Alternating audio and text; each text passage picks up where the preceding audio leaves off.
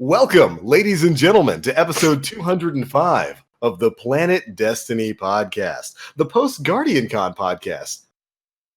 It's been 2 weeks, right? Like 2 weeks since we had a show. We had Guardian Con, yeah, menagerie stuff. Mm-hmm. Man, almost feels like I haven't spoken to you guys for quite a bit of time. Yeah, I know. What you been doing, man? Where you been at? What's going on? Like we show up, Aura's gone, Nim has no face, T1Riot is here. Yeah. Howdy. To take Aura's place. Forever, by the way. Oh, God. Bye, Aura. No. Got my airtail loaded. Yeah! You already fit in. I already love you. You're pretty perfect here. So, big thanks to our guest here, Riot. Thanks for joining us tonight, man. Well, thank you for having me. Absolutely, dude. Absolutely. It's great to have you here with your world's first Scourge of the Past shenanigans and nonsense.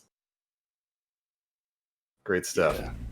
Yeah. We're back after 2 weeks of silence to talk to you about things going on in the Destiny 2 universe. And there's actually kind of a few things going on. We had an update come out.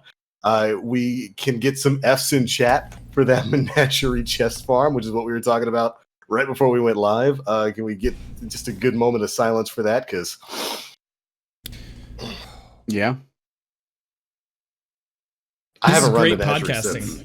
This is great podcasting. It's effective radio silence for a game mode that I enjoyed at least until that update went live. I haven't been in there since, but I'm sure we'll have a chance to talk about that and many other things. Yeah. But first things first, we've got a guest. And whenever we have a guest on this show, we like to take some time to talk about them and give them a chance to explain who they is and what it is they do across the Destiny 2 universe. So, again, thanks for joining us, Riot, and give you a chance to take it away. Tell the chat who you are. As if they don't know. Everyone. Yeah, hi. So, I'm Riot, one of the guys in Tier 1. Favorite ding dong. Basically, I played Destiny a lot. Got into it after Dark Below happened in Destiny 1 and just fell in love with the game. So yeah, from pretty much every aspect of it. Like growing up, I always played Pokemon. I was on RuneScape, a lot of Halo, and so having an MMORPG style of game where I could play, I had the player versus environment. I could go do strikes. I could go do patrols. I could hit end game content in the raids if I wanted player versus player. I had that, and Destiny offered everything to me. So that's why I stuck around with the game. And the community is pretty cool at times too. Yeah. Enjoy my time here. Sometimes. Right. We can be have our alright. moments. Yeah. Yeah, so, I mean, good? But no, yeah. I initially joined the Tier 1 crew going into the second year of Destiny 1. There was a ton of players who I actually had kind of reconnected with. I'd played with a number of them back in the Halo days, like Game Sager, for instance, Vendetta Guns, players who I had known from like 2008, 2009, just randomly reconnected back in, 2016, I think, 2015. Wow. So yeah, it was. So you guys go way back. Yeah. Yeah, we've been around. That's pretty twice. sick. Yeah, I mean that's pretty much it. Just started getting on the raid teams, helping out with speedrun attempts back when we would actually go for those, and eventually got the world's first Scourge. Nice. That was, oh man, it's still so weird talking about that. It doesn't feel real still. But So how much preparation do you guys usually do, like before the raiding? oh dear. So I'm like the month before ready to go. I'm only on that one character I think I'm going to be playing on to get used to just everything about it. And then some of our members are like the week before, oh wait, when's the raid again? What time does this launch? I have to get what weapon's catalyst already done? Right. So it's God, especially now, I'd imagine with the way these metas kind of change based on the weapons we got. Everybody's using this one weapon, and then Outbreak Perfected comes out. It's like, well, you've got 3 weeks to get this catalyst done before the next raid drops. It's such a wild environment with Destiny 2. It certainly is. That's a good question Nim asked about preparation for these world first raid runs, because they've become legitimate races. Like hundreds of thousands of people tune in to watch these things every time a raid drops. And for the most part, a lot of the encounters between the raids in Destiny 2 especially are fairly different, like when it comes to final bosses. The Scourge of the Past boss, giant mecha servitor, is completely different from Riven. And like, I can't even imagine what goes into trying to prepare for the crazy encounters that we get with these things. I guess like the open secret is probably underleveled Nightfalls.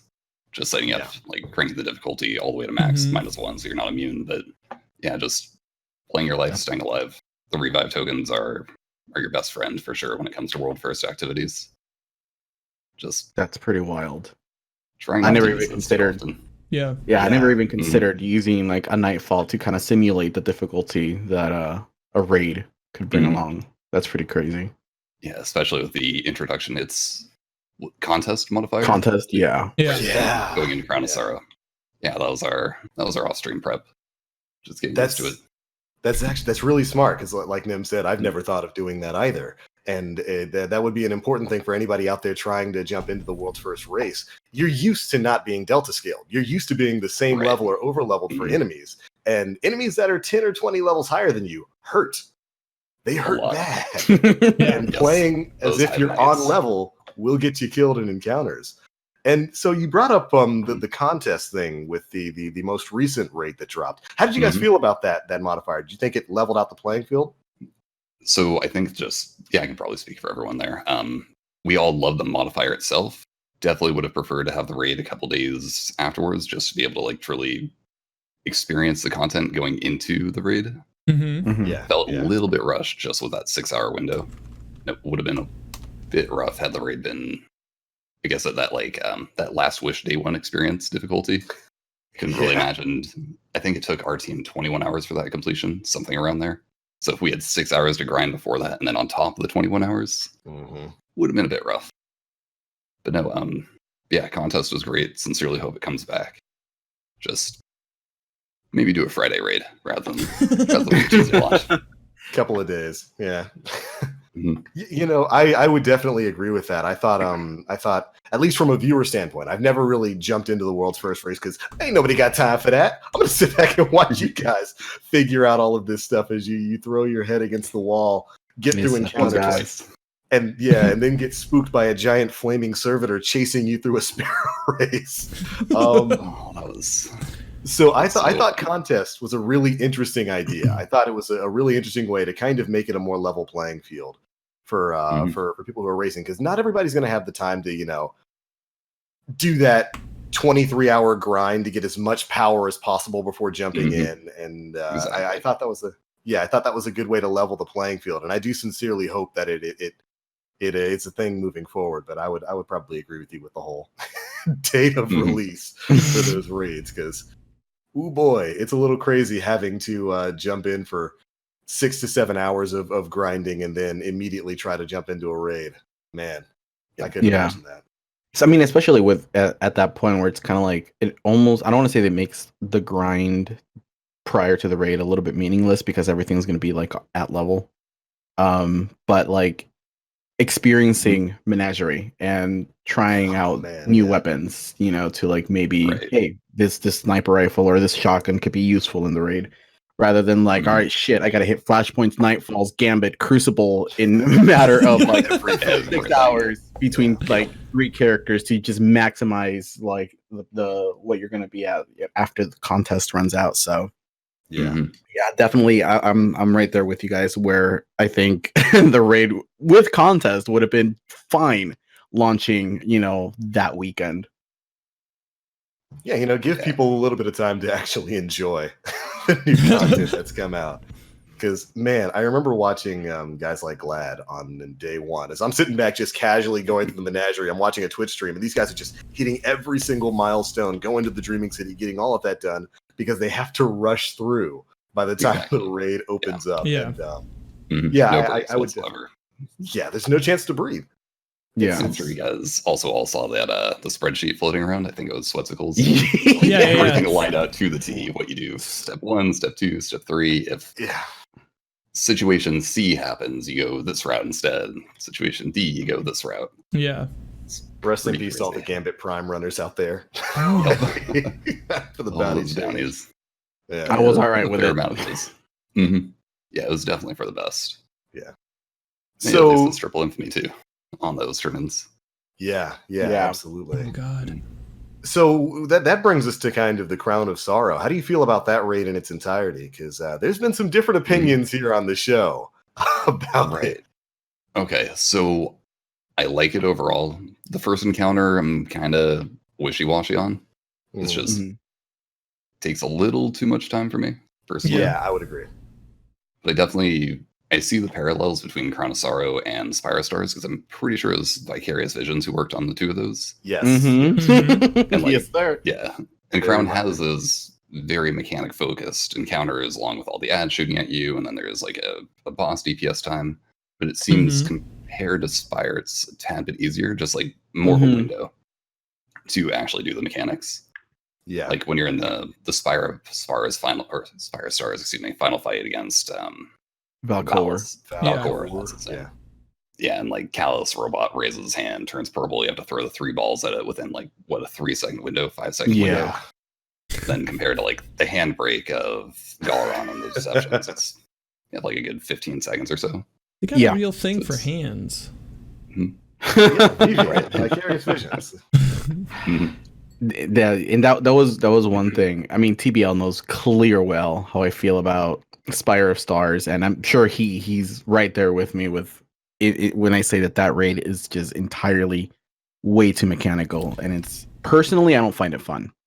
Yeah. Like Mhm. in Crown of Sorrow, definitely follows a lot of that same formula in the sense that it's pretty much the same mechanic from the moment you All step throughout. in to the moment you're fighting the last boss. It's just everything just mixed in at once, and Right. I get Mhm. yeah, and I get that, like, with a certain amount of time, they can't build another Last Wish and have different encounters be completely different and stuff like that. But I think that was just one of the things that I wasn't too crazy about with Spire that translated over to Crown of Sorrow. But it Yeah. is a little bit easier, like, once you get the flow of things going, and there's definitely more leniency in terms of, like, shit, if somebody fucks up, you can recover.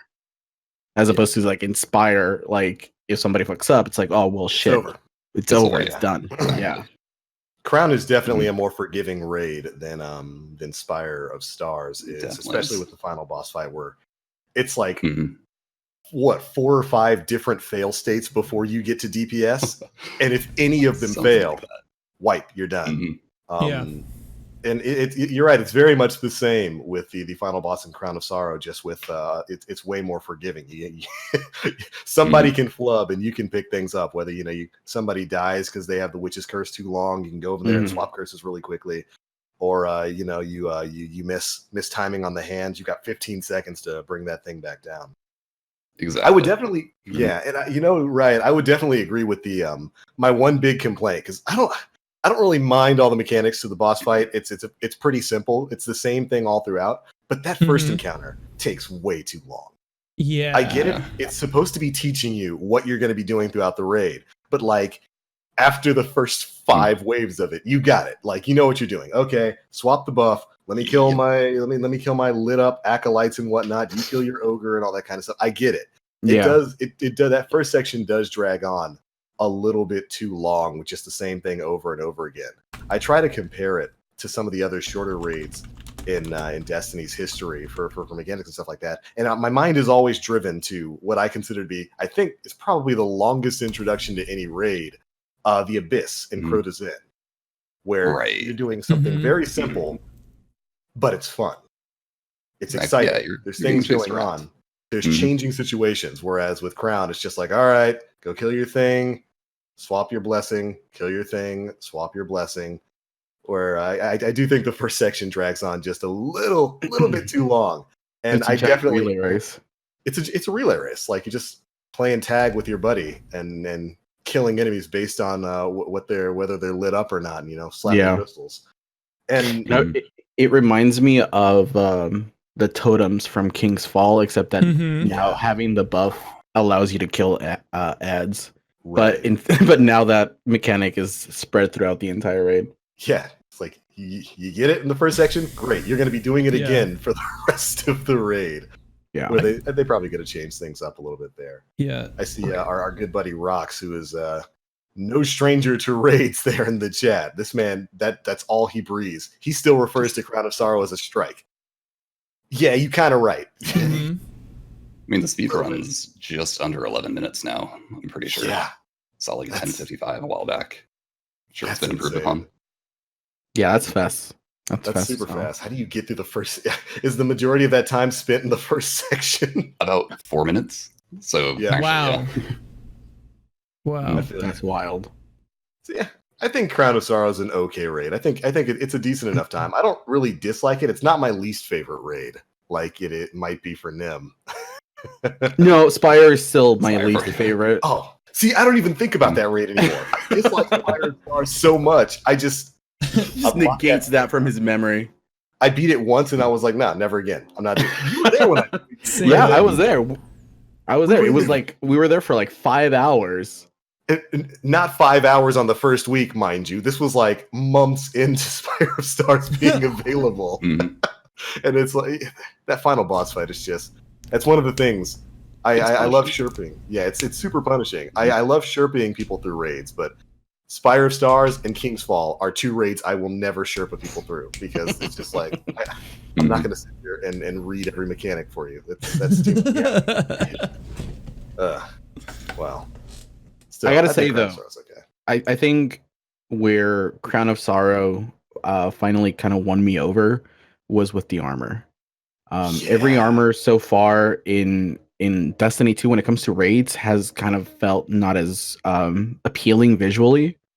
Like I think maybe Prestige Leviathan looked cool because it had like the glowy bits, but Mhm. Gold and stuff. Yeah. Last Wish and Scourge of the Past, the armor for that weren't super impressive to me personally, and again, very subjective. But especially because like the Scourge armor looked almost identical to the Forge Forge armor. armor. Yeah. Yeah. They're very Yeah. similar, but Yeah. It was. Mhm. yeah, and Crown really kind of took that like step forward in making the raid armor very unique looking. And meanwhile, it doesn't have like any of like the crazy ornaments that like we had in Age of Triumph with Destiny 1. Still, the base armor is fantastic enough where I'm like, all right, I'm gonna run this raid until I have all of the armor set for like Yeah. every character. It looks good. It's It- really it good. Reminds me It of does. the Crota's End armor set, just without the glowy bits. Yeah. Oh wow, I- yeah, completely forgot about that one. I can't get That's so behind the good. cloak. I can't get behind the hunter cloak. I don't Looks- see. Yeah, it it's looks like a it- rug. It looks like a rug attached to one of those bags that you cinch up in the front. Yeah, Oh yeah. like a just- Ziploc bag. Yeah, no, it's like one of the, like a gym bag, like a shitty Oh. gym bag that you get for like $3 somewhere. That just has Hey. that bolo tie at the top. Yeah. You swung by Callus's swap meet, and your hunter saw something he liked. He's like, oh, this looks like high fashion. It's just a rug tied with a trash bag. Yeah. It's like, you just look like Kenny from South Park. It's fine. Yeah. So- I'll tell you so one Riot. thing- Oh, sorry. Oh, go ahead. I was just gonna say. I'll tell you one thing. I miss when these raids brought like more weapons because we got 4 from this raid. We have Galrin's right hand. We have the shotgun and Benasaro and the scout rifle, Right. which are all reprised Destiny 1 weapons. And Right. I don't know, man. Like even with Crota's End, we got pretty much almost like a full suite. Mhm. Between Of- normal and hard, yeah. Yeah, between normal and hard. And I hadn't even Yeah. considered that. yeah, I mean, and it's not been a thing for like a good while. I mean, I want to say since vanilla, honestly, because Leviathan scattered all of its loot between the raid layers. Yeah. Yeah. 3 separate Like in terms of like weapons, Yeah. even armor, because like the Eater World set and the Spire set are basically the same thing. But like it's scattered like the Otherwise, yeah. grenade launcher and the sidearm and the shotgun between all of those, and And the fusion. Leviathan. Mhm. Yeah, and the fusion as well. And Yeah. like Leviathan is missing a shotgun, sidearm, an SMG, sniper Yeah. and fusion kind of, but like Techian Force and the Supremacy are I guess the stand-in for that. I guess Yeah. For Last Yeah, Wish. but there's Yeah. definitely like a lot of stuff that's like kind of missing from these raids, and again, it's one of those incentives that's just like, all right, well, I guess I'm getting another Garen's right hand for Yeah. I don't know. I don't have a problem with the Crown of Sorrow stuff being D1 weapons. I thought that was kind of a neat little callback, since that's the entire purpose of Menagerie and stuff like that. But so when I saw Galrin's right hand, I was like, ooh, Shadow Price. And then I got it and I fired and I was like, oh, Shadow Price. And now it seems to be all I get from that thing.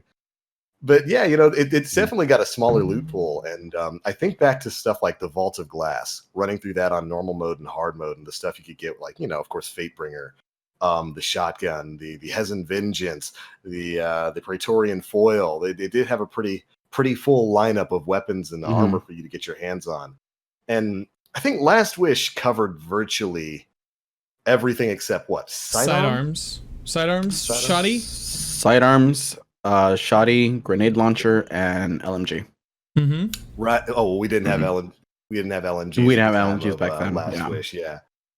So I would love to see a complete set of weapons and whatnot come to a raids, because that's incentive. That's just incentive to run the content, and without that, you're stuck like Nim, running Crown of Sorrow over and over again to help friends and only to help friends. Stop asking him to do it, Pyro. He doesn't want to run that raid. Stop it. Cut it out. Yeah, I got my Hive Armaments mod from like Menagerie, so and I got my second Tarba.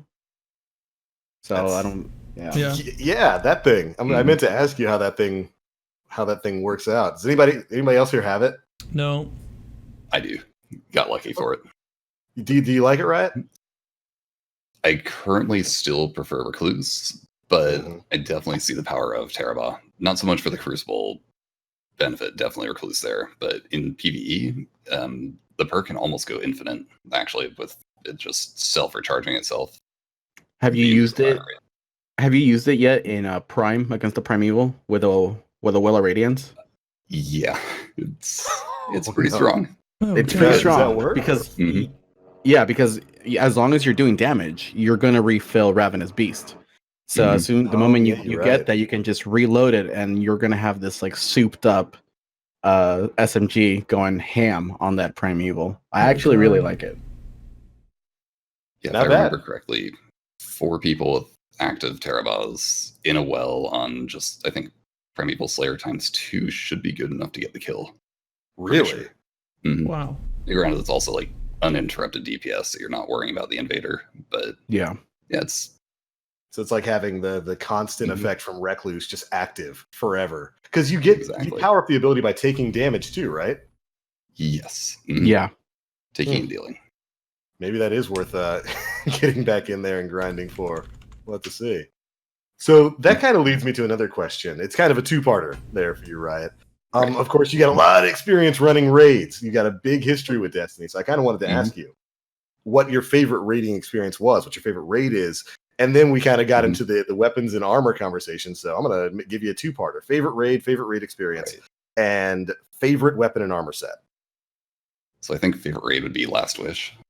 Really? I was the length of it, that day one difficulty is really still sitting with me. Kind of a masochist when it comes to that stuff. I like that really difficult content that's incredibly punishing. Like that was enjoyable for me, even after that 20-hour mark. Still really like it. But yeah, that really will have an experience for me that just will last forever. And I would say it was probably that first 24-hour clear, but for like my favorite raid experience, but I have to give it to the world's first for Scourge. That's staying with me. That one really I'm sure that feels good. Yeah, that was. I've been going at world's first attempts. I want to say Wrath of the Machine, just normal mode Wrath was like my first actual attempt at it. Oh wow, okay. We ended up getting world's 4th there, and then from that point, it was 2nd place for the original Leviathan, 6th for Eater, 4th for Spire, 2nd Last Wish, and then got that first. Yeah, so it's like a culmination of actual years of practice and going at it. So you've been just like slowly trying to climb on those day one clears. That's pretty fucking sick, dude. Yep, just wanted to be consistent with them. Right. I forget. Do you have the belt belt yet? Mm-hmm. Yeah. I do not have the belt yet. No. I can probably tell that story. So I had made plans to go to Guardian Con, like the day they announced their dates. The very next day, check my mail, and I get the wedding invite for my cousin's wedding, July 5th, of course. Of course. No. Yeah. Of course. And I knew it was going to be a summer wedding, just didn't expect it to line up with Guardian Con, but I had already made the commitment, the promise, like no matter what day it is, I will make it there. So couldn't do the Guardian Con for the belt. I ended up getting food poisoning from the Portland airport. And so the flight is completely A-okay. And within 20 minutes of making it to my parents' place to be able to just change and immediately head to the wedding. Yeah, I was out of commission. Yeah, so essentially I flew to California just to puke at my old childhood home. And skip the wedding anyways. Buddy, I'm so sorry. That's rough. Yeah. Not my favorite Friday. So in between these bouts, I'm like looking at my phone and Twitter's updating. There's just people posting pictures and just being happy and together and whatnot. It's like, I'm in the toilet right now. Oh, that's rough, dude. I'm so sorry. Yeah, I'm super sorry to hear that, man. Jeez. Yeah, but the good news, I'm hoping to get that raid belt within a month. I think. I'm pretty sure. That's Fingers awesome. crossed. To see you. Right on. Yeah, you worked hard for that belt. You got to roll that thing around, have that up in the background. Exactly. Oh, absolutely. Yeah, I gotta get that mantled. Yeah, right on, dude. Well, I mean, at least you still got your belt. It's on the way. You got that food poisoning, but at least you still got your belt coming. Right on, dude. So what about weapon and armor set? You got a favorite of those? Weapons and armor. So I do really like the Chronosaro gear. It's incredibly clean. It's cool looking. I still think personal favorite, and it was just because when Leviathan launched day one, the very final loot piece I got, like after the Kalos fight, was the Warlock chest piece. Emperor's Ministry or something like that. And that was back when the gear was on like a 50-50 drop table, if I remember correctly. So you didn't always even just get a raid piece. You'd get the Kalos tokens to go turn in, but actually getting that loot. And then if I'm also remembering correctly, the loot was tied to specific encounters. Like you could only get the hand cannon and the sniper. I think the chest piece was only from that final chest. So I guess, hitting the drop table and then getting an armor piece that to me looked really, really cool because your robes on Warlock at least are like the majority of your outfit. Yeah. So it felt good to get that first clear and go to the tower with the new emblem and the brand new robe piece. Be that center of attention for everybody. Exactly, yeah. It was like rolling into the tower with Chatterwhite back in the day. Right. You knew what you were like coming in. Or Glow gather around. Glow was the other. Yeah. And then you regret having your DMs open as you are flooded with invites. Carry me. How'd you get that? Where'd it come from? Gotta run that raid, man. Right, that's a good choice. I can see the Warlock chest piece from Leviathan right now. That's probably one of my faves too.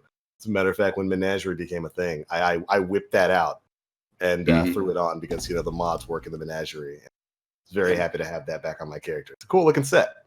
It is. It definitely is. Definitely. And favorite weapon wise, definitely no bias here, but I'm gonna say 1,000 voices. Took a little bit of time for me to find that gun. What was it? 101? 101 ethereal keys. Yep. Wow. I remember. I was actually watching you on that because I remember watching you on the 100th. Right. And then doing your 100, I was like, oh my god, he fucking finally got it. Yeah, that was crazy. Dude. 101. Yep. Did you get Anarchy before you get 1K? The world's first got it guaranteed there. Oh, that's right. Yeah. I did admittedly get it on my 17th clear as well for Anarchy. So I would have had it as a random drop. Yeah. That's wild, dude.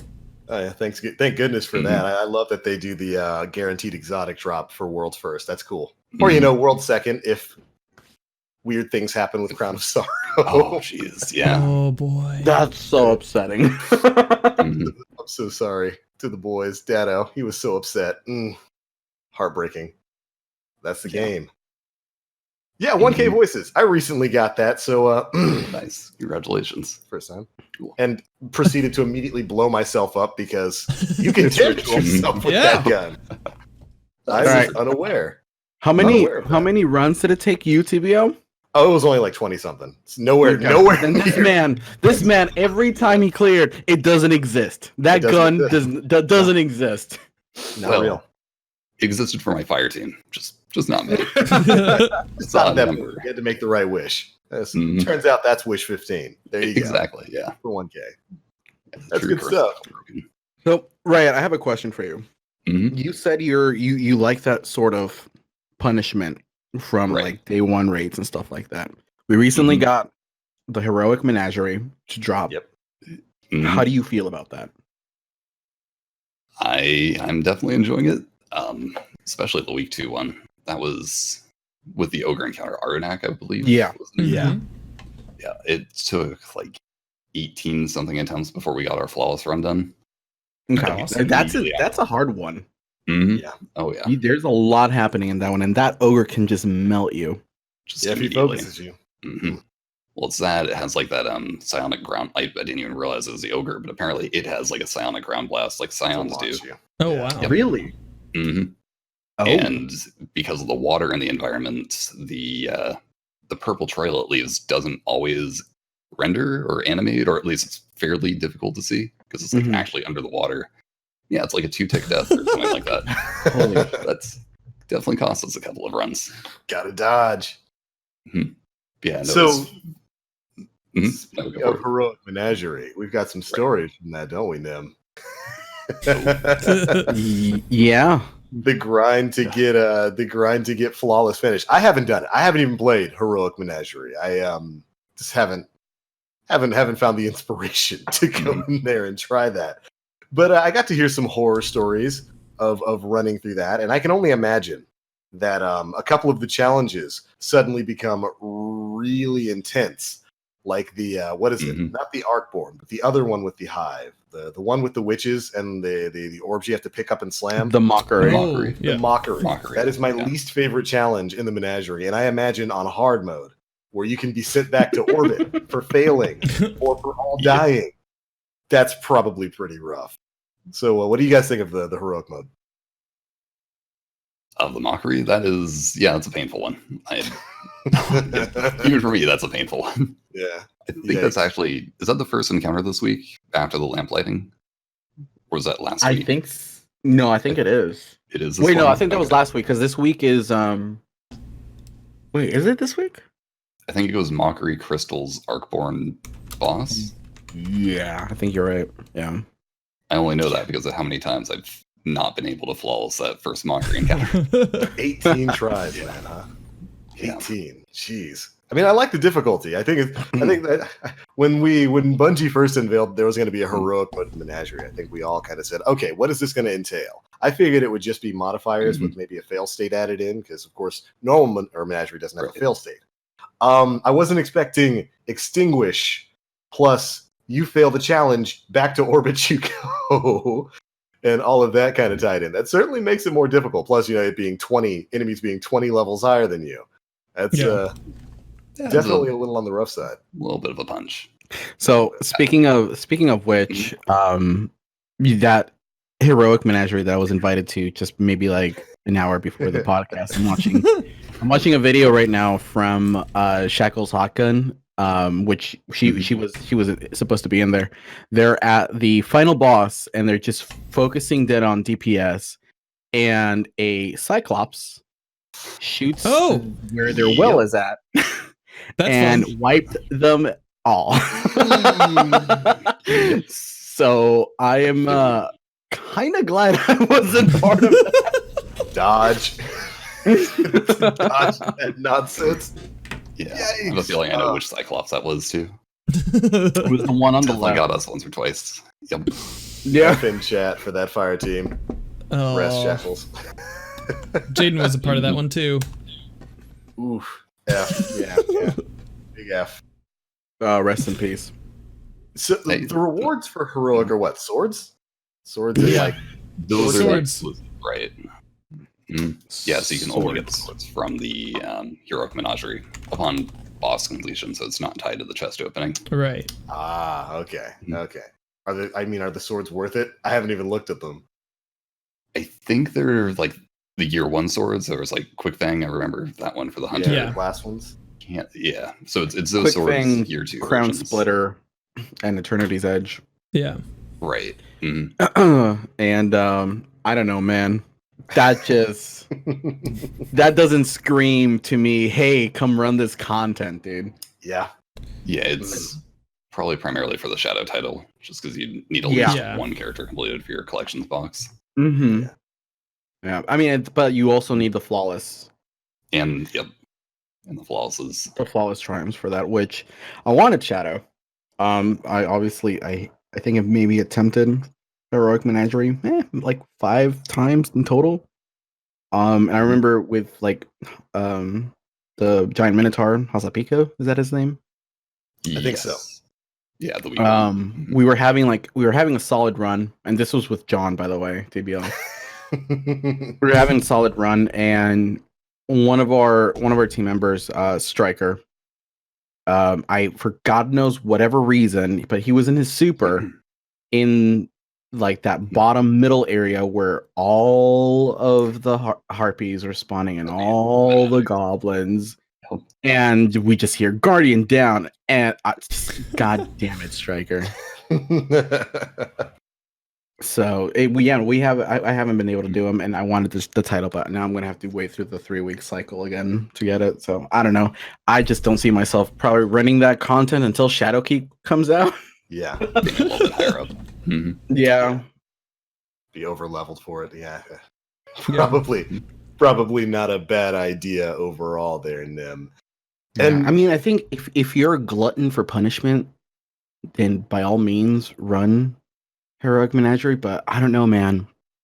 Outside of the difficulty and like maybe the sword, I don't see a whole lot of reason to run it, because I mean you can get better rolls in just regular Menagerie, which we will address in a second. One better roll. You can get one better roll. One better roll in Menagerie now.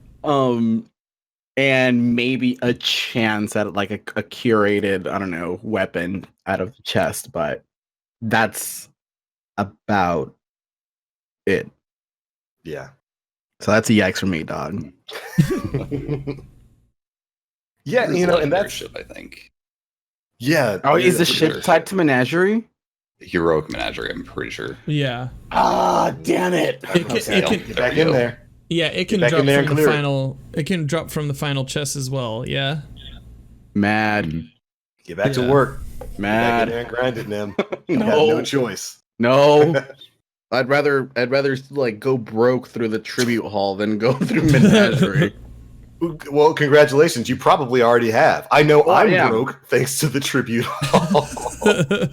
I'm almost halfway through the 80 you need to completely finish that place out, but geez, tribute hall. Yeah. That place took all of my money, Yeah. all of my legendary shards, all of my planetary mats, and all of my 10,000 bright dust gone.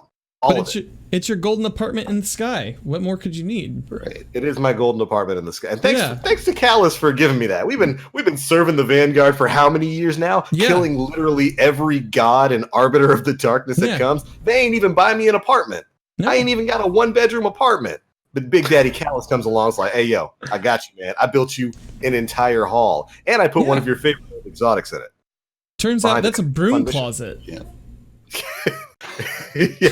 Well, I mean, we see how big Big Daddy Callus is, so It's more than the Vanguard has given, Dan. like what they give Put it me, that way. a bootleg copy of Zavala's Authority. I don't want that. I don't want that smelly ship. I got better. I can buy better ships from Tess. Sheesh. So I'm gonna go ahead and dive on into that. Well, first we'll address Menagerie. Only one chest per run now. Boo. Rest in peace. Boo. Boo.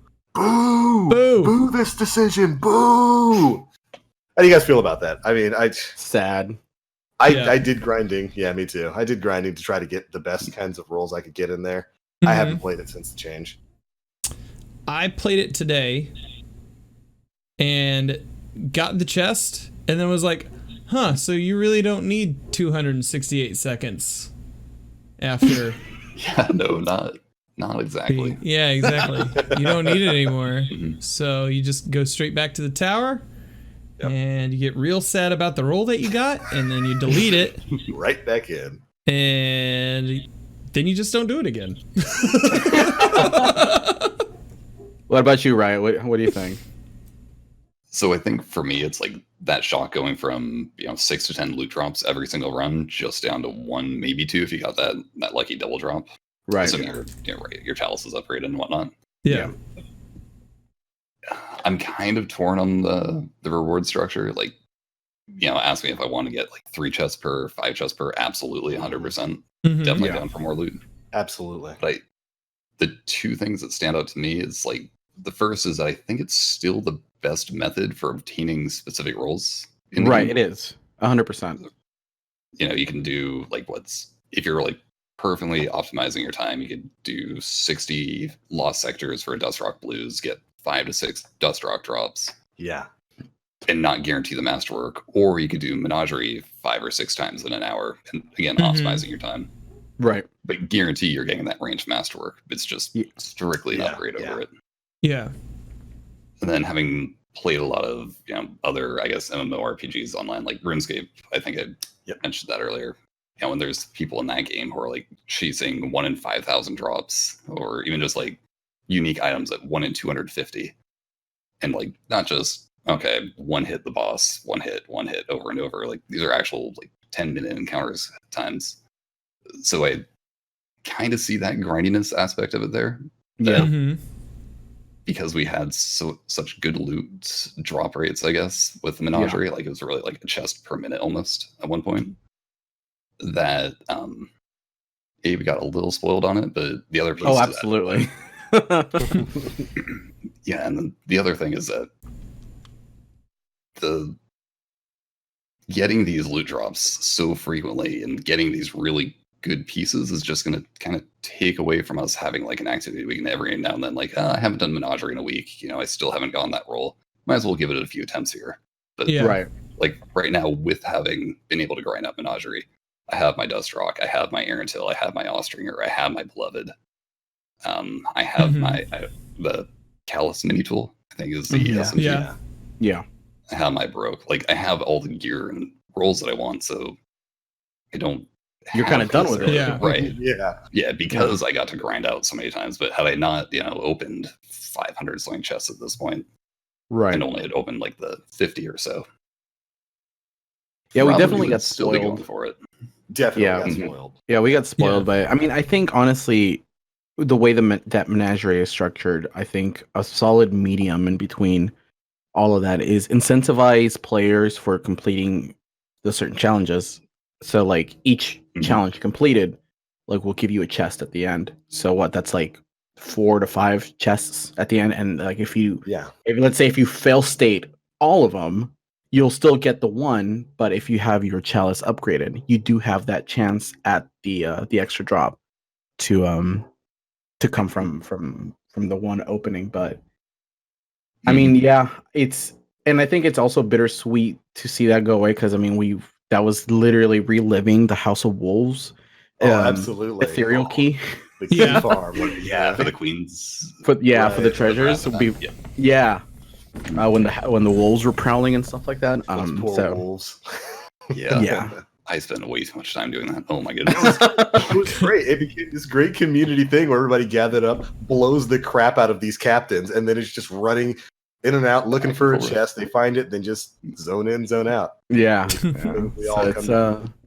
It's definitely kind of bittersweet to have something like that go. But I mean, I get it that like getting God knows how many drops that you could phase in and out of a zone it takes a lot out of that activity, especially now. Like for example, like Riot, like you have pretty much every role that you want, I'm sure, of the different drops. So there's really no need for you to go back in there and grind out anything else. Like at this point, it's chasing the ship.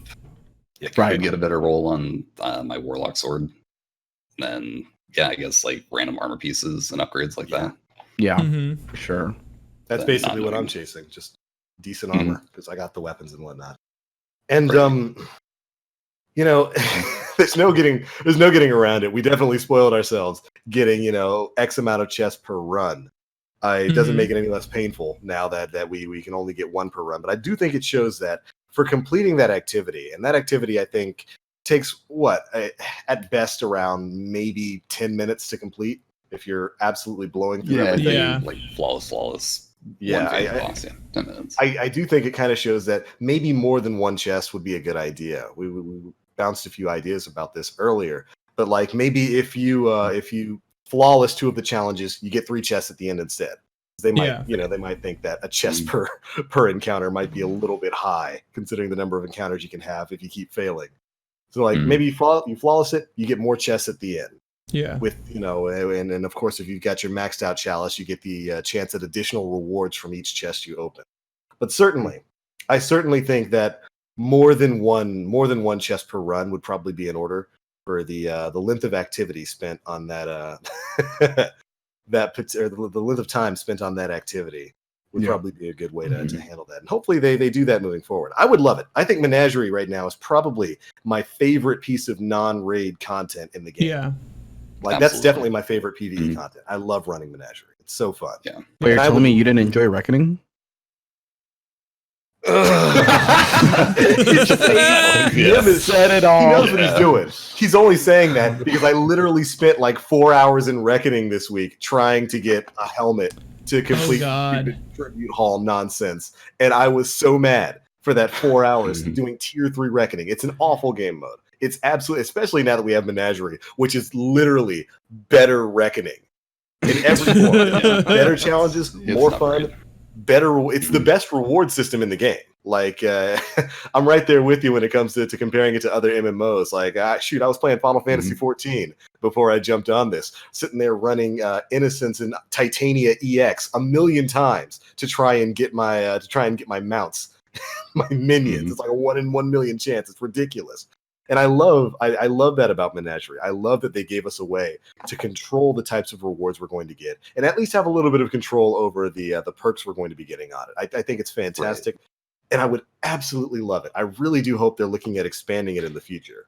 We've talked about this before, Nim. I would love it if they expanded upon Menagerie, add in new bosses or whatever, but add in new weapons. We've got hundreds of weapon models from D1 and even year 1 of D2 that they could just slowly update the chest with, create new combinations and stuff like that. Give people other reasons to continue grinding Menagerie. It's a really fun game mode, and I want to see. It's really fun. Yeah, if they came up with forward. If they came up with different encounters too, because I mean, like, what the 2 that we spoke of earlier, the Mockery, and the one with the with the Arc Souls or the Arc the Arcborn. The Arcborn. That's in the same room. I mean, Right. Yep. Figure out different encounters per each room, and you have a space that has a lot of possibilities. Yeah. And remove the Mockery. Get rid of it. Remove the Mockery. I hate that challenge so much. It's not that bad as long as your blues know what they're doing. They don't. They're blues. They're blueberries, Timothy. No, grab one ball. Grab one ball before you put it in the. Okay. All right. That's fine. We lost this light, and that blue died because he's taking latent damage. Well, no flawless for this run. Yeah. Well, all right. So that's the Menagerie. We also had the tribute hall, Moments of Triumph, go live this week, and I'm happy to say that. What's that? Love it. Yeah, it's cool. I love the tribute hall. Something tribute fierce, hall is dude. cool. It's very cool. Yeah. They finally gave us our own world space. They gave us a shooting range. Basically, it's Callus is our best friend. He's definitely our best friend in this game. He gives us the coolest stuff. Yeah. So, what do you guys think of Tribute Hall mixed with Moments of Triumph? Are you digging it? How do you feel about the challenges and the cost of some of the things in there? Right. I'm personally loving it. I did end up maxing out the room, got the full 50 tributes. I waited till I got like a 10% discount, 12%, something like that, just to save a little bit on my materials. Yeah. this is absolutely a piece of content that I do sincerely hope gets expanded upon in the future. Like, even if it's just, once Solstice of the Heroes hits at the end of the month, I think it's July 30th. Right. Yeah. We'll get like a tribute for getting a full armor set or something like that, or Shadowkeep, whatever adventures and triumphs we complete there, we'll get tributes to place in our room. It's just a really cool playable area. Mm-hmm. And of course, oh my goodness, that bad juju mission. That was so good. Talk about it, or yeah, no, go for it. Go for it. Is that okay? Yeah, okay. Go for it. Almost people know about it. Right. Yeah. That very ending, like I still can't believe how smooth that transition was from the mission just going back into the tribute room. Like, that was cool. 10 seconds, like, okay, when's we gonna kick into mission ending, before it finally dawned on me that I'm done. That was through the mission already. We're already back into our I guess into our tribute hall. Into our hall. Not to mention that music.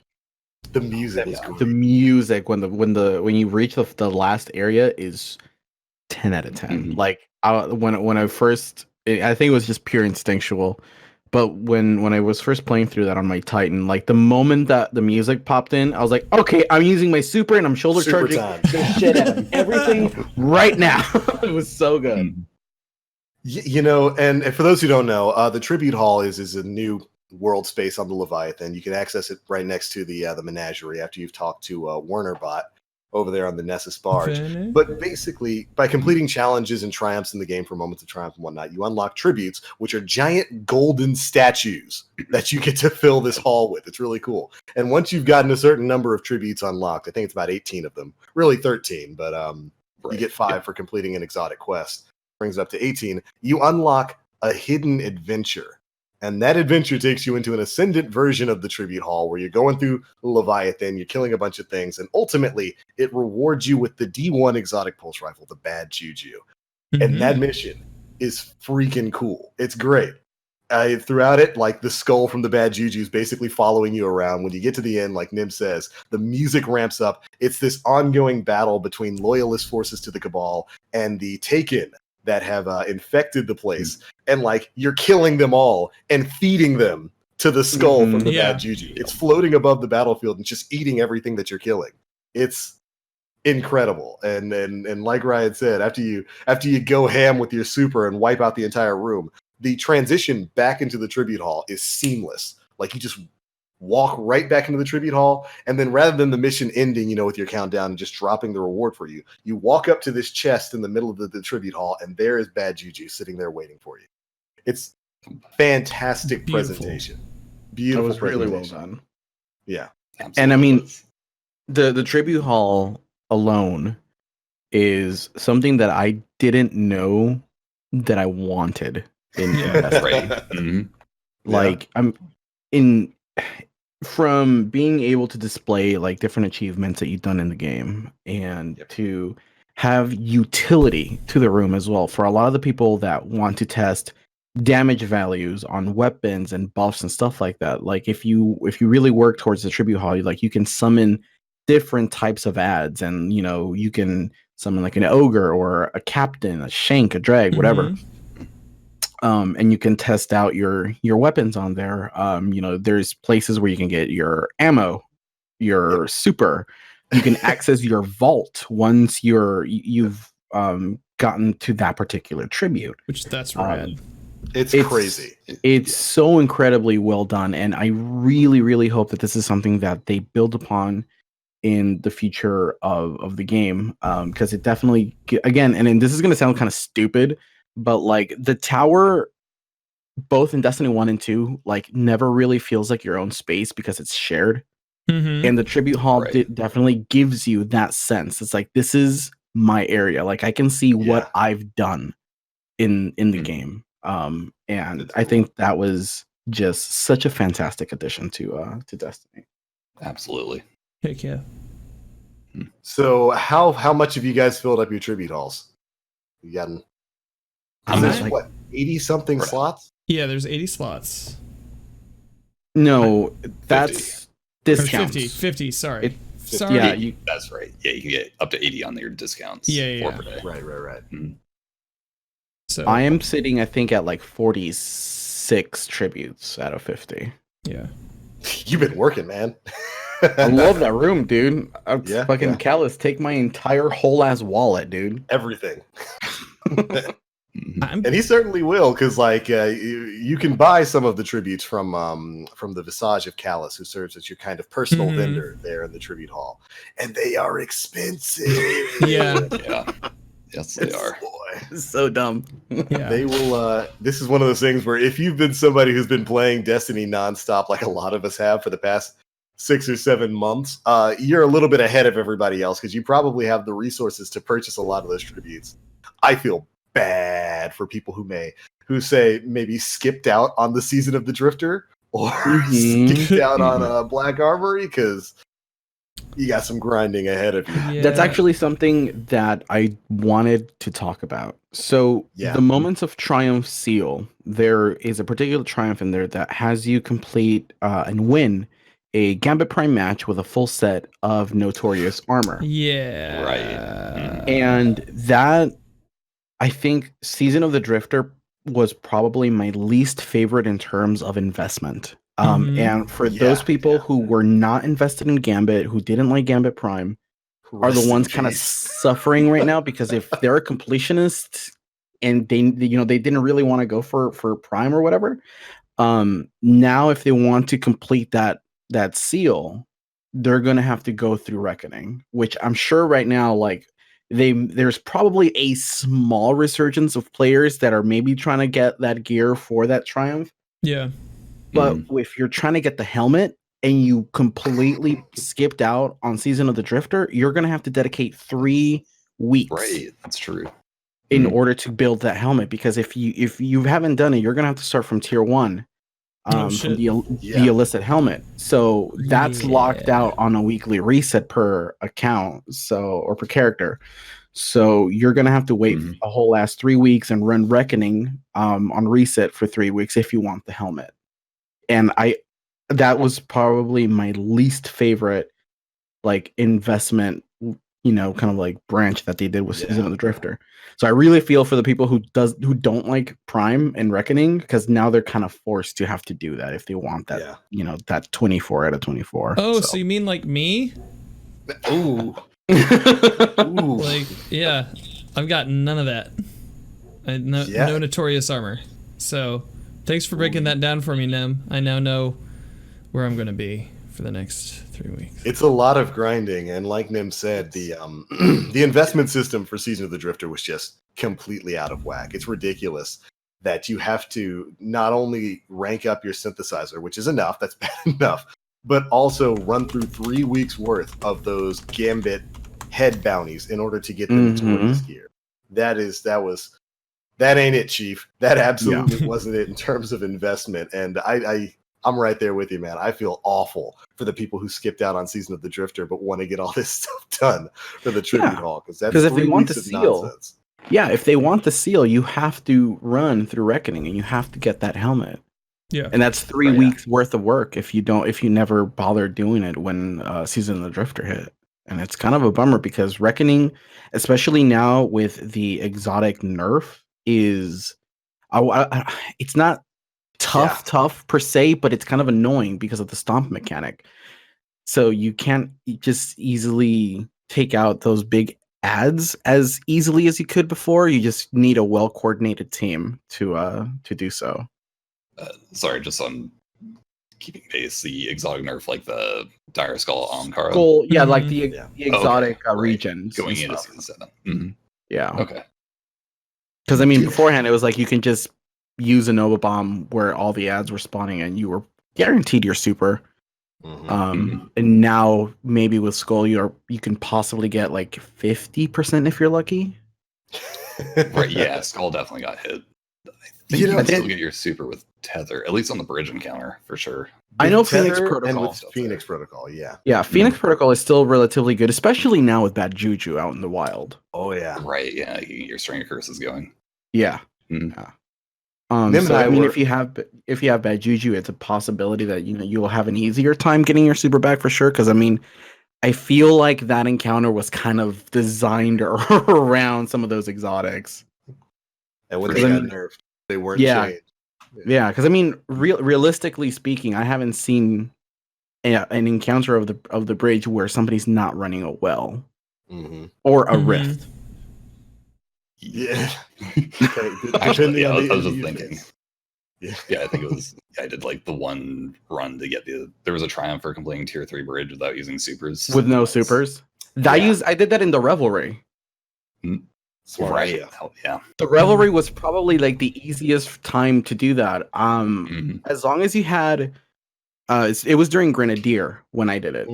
Because as long as as long as like you have the warlocks consistently throwing healing grenades down and popping their rifts and getting their benevolent dawn. Yeah. Another thing that was key there was Titans with Ashen Wakes. Those fusion grenades 1 million damage. Like they would, like maybe 2 of those grenades would kill one of like the big ads that would spawn on the bridge, and it was just it's so incredibly easy. Right. And with if it was a week where the Night Bros were the bosses, fusion nades with Ashen Wake would just deal 1 million damage per hit. Yeah. So you're just sitting there, boom, boom, boom, boom, boom, boom, dead.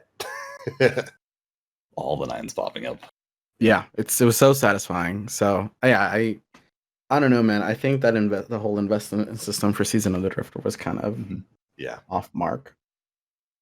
And Reckoning, not where you want to spend all your time these days. Definitely not the most fun experience out there. Yeah. So, well, hopefully you'll be able to get through that. So it goes. But yeah, Bad Juju. Everybody here has it, I assume. Mm-hmm. Yep. What do you guys think of it? It's nice. Yeah, it feels almost like a fair pulse rifle to me as far as Crucible goes. Yeah. So I play PC. I'm mouse and keyboard at this point, so very minimal recoil and whatnot.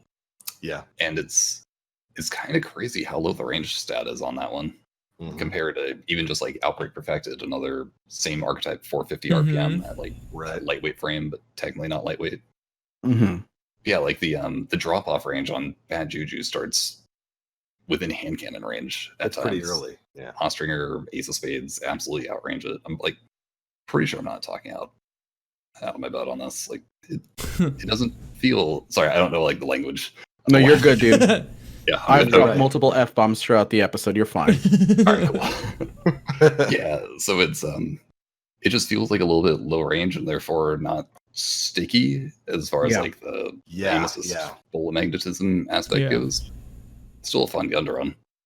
And the super benefit's great too. And then I think in PvE it's like a 20% damage bonus per stack of string of curses. Per stack, yeah. It's awesome. And it doubles it at 5 stacks. It's a great PvE weapon. You're absolutely not wrong at all when it comes to the range in PvP. I noticed that as well. And I wonder if they did that to kind of balance it out with it being a full-on weapon with virtually no recoil. It's like I play on PC too, and it's a laser beam like a lot of other things. But you're going to be outranged by Ostringer. You're definitely going to be outranged by stuff like Go Figure and Blast Furnace. Oh my goodness, yeah. Everywhere on the longer range. That's another conversation. So silly. Yeah, those things will just eat you alive with Bad Juju. But I like it in PvE. It's the super benefit is nice, but I think the real benefit there is the double damage, the full auto, and the fact that it refreshes your magazine. Right. Yeah, the reload. Yeah. That's fantastic. Or lack thereof, yeah. Yeah, I've been having a lot of fun. Yeah. I've been having a lot of fun with it. I just got the catalyst filled out last night, and it feels really good. Can we take a second and talk about that random ass explosion? Yeah. Yep. So weird. It happened a couple of times when I was doing the catalyst last night, and all right, I know y'all are gonna judge me the moment I say. I already know where you're going. I know you. I know you. I already know. Doesn't that remind you of the Necrochasm explosion? Christmas tree. It's the Christmas tree explosion. So I feel like it's way too random for that to be a secret, like intrinsic perk that comes along with the catalyst. Like because I mean I feel like if they were going to add some kind of explosion with Bad Juju, it would happen a little bit more often than it does, because you have to kill a lot of ads for it to happen alone in PvE. for it to Right. have any sort of value to the gun. Well, take a moment to explain for the chat exactly what it is you're talking about, because there's some people who probably are looking like, "Wait, my bad juju hasn't blown up." What Okay, do you so mean? once you get the catalyst and you've turned in your, what is it, 45 tributes for the Yes. tribute hall, It's a lot of tributes. you can pick up the catalyst on the bad juju. The easiest place to level that catalyst up is either going to be escalation protocol, or my personal favorite is going into the whisper mission. Right in the green room, just go in between the crack and fall down, and you'll have infinite thralls for however length of time that you have. As you're killing ads, and it's incredibly random. It happens super like, it has a low percent of like Very proccing. rare. It triggers this almost like a cursed thrall explosion that's relatively big. Like it's better than the necrochasm explosion back from Destiny 1 because it's huge. Yeah. The damage that it was kind of wild, but it's just so incredibly rare. And I feel like this could maybe potentially be just some kind of like error in the spaghetti code, and fingers crossed that maybe at some point in time we'll get necrochasm back, because that's like my gun. It's all he wants. It's all he ever wanted. I have it 3D printed. I just don't have it built. But yeah, I feel like, I don't know, maybe this is not supposed to be on this gun just because of how low and how rare this is happening. Yeah. There's also some funky things going on all over the game now, though. Yeah, there is. Since Tuesday, after this, after this update, there was a lot of stuff happening. I've been invisible in comp twice. That's a little bit of a problem, Dan. Yeah. Yeah. Slightly beneficial. Well, there was that one. Slightly. There was that one, and then there was where I was spectating for a while. Yep. I'm going for recluse. I'm very close. I'm at 1982 after like 2 sessions, which has been pretty cool. But yeah, there were people phasing in and out, and I'd go into. I saw that the fix was to go into the pursuit tab. On it, if you get the spectator bug, go into your pursuit tab and it brings you back for the next round. It's kind of weird. So weird. Yeah.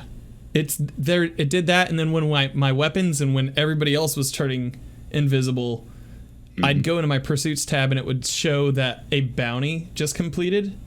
So I'd turn that in and everything would be fine again. It was weird. Bounties are also taking some time to complete too. Yeah. Yeah. And were you guys all playing last night during the server maintenance window? No. The Bootathon? No. Yeah, it was like bad juju's string of curses wasn't proccing. If I swapped gear in the middle of a match, my guns were just like invisible purple rendering. Yeah. Not even like I'd have like truth out. It wasn't even like a rocket launcher shape. It was just like a generic weapon. Polygon. It's a block. Right, and it would actually, it would still function like truth. You scope it and you'd hear like the deet deet deet deet deet, and it would do the tracking and all that. Proxy that, but yeah, it was kind of odd. And then bounties as well.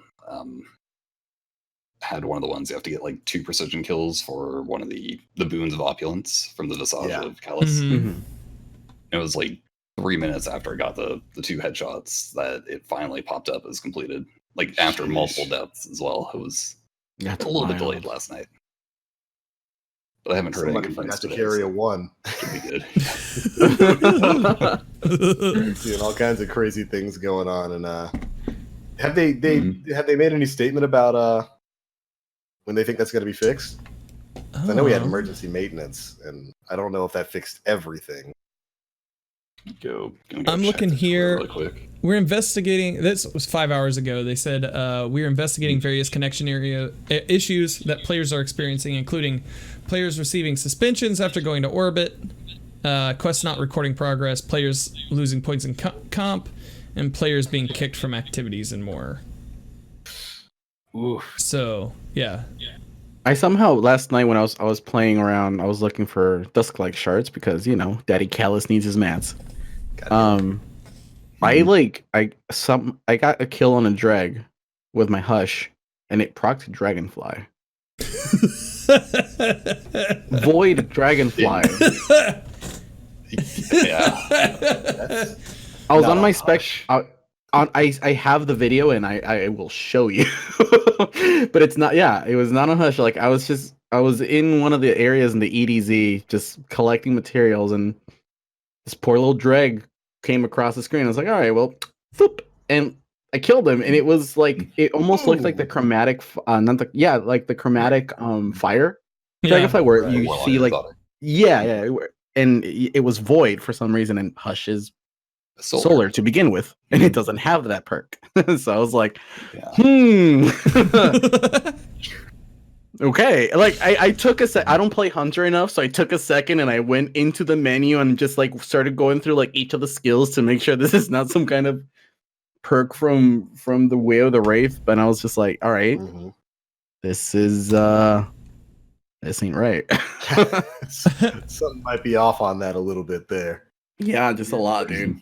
Popping up everywhere. So yeah, I wonder if that is what's going on with the bad juju and string of curses right now. If there's just some random 1 or 0 being thrown out in the code every 10,000 kills, like the legendary triple proc for Hawkmoon way back in the day, and it's just applying some other perk Sorry. there. Think about all the YouTube videos, just like the random one taps happening. I got it, everybody! Mom, get the camera! I got the triple lucky proc. One tap this guy. I miss it. I do. I miss my Hawkmoon and that beautiful, beautiful holding aces perk. It was great. Hey, did we ever talk about Lumina on the show? No, I don't we really haven't. So go ahead.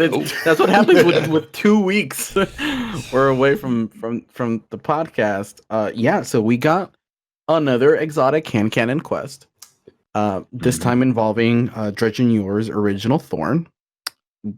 Long story short, we find it in the EDZ thanks to Shin Malfur. We cleanse it, turning it back into its original state from Thorn to Rose, which I was really worried about how they were going to treat this entire quest, because I've been a fan of that particular story for like a long time, and everybody romanticized Rose to be something that it wasn't. Like we just knew that Rose was just a basic bitch hand cannon that that was Dredgen Yor's. Special about it. Yeah, it was nothing special about it. That was just his gun, which eventually, after he started killing Hive and he attached Hive bones onto it, it morphed into Thorn.